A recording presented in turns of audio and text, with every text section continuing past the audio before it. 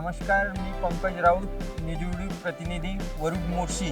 आपण आज आलो आहे पेठ मांगुली इथे श्री प्रतापराव वानखडे यांच्या शेतामध्ये त्यांनी 6 एकरमध्ये प्रिया ही कपाशीची लागवड केली आहे.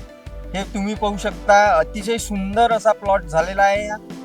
मोठे आणि लचकदार बोंड, पराठीचं खोड असं मजबूत आहे की हवा पाऊस किती पण आला तरी ते पडू नाही शकत.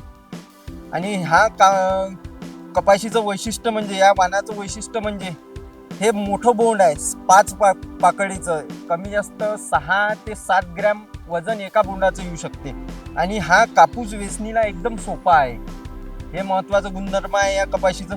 आणि या पानावर लव असल्यामुळे हे जे आपली फवारणी आहे ते आपल्याला 1-2 फवारण्या आपल्याला वाचू शकते. आपला खर्च कमी होऊ शकते. आता ह्या पराठीला 2 डोस झाले आहे खताचे, कमी जास्त 2 डोसात इतकी चांगली पराठी आली आहे की तुम्ही पाहू शकता.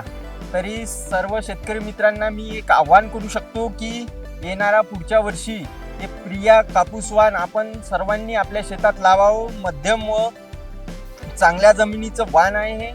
तरी सर्वांना विनंती करतो की हे प्रिया वाणाचा अनुभव आपण सर्वांनी घ्यावा.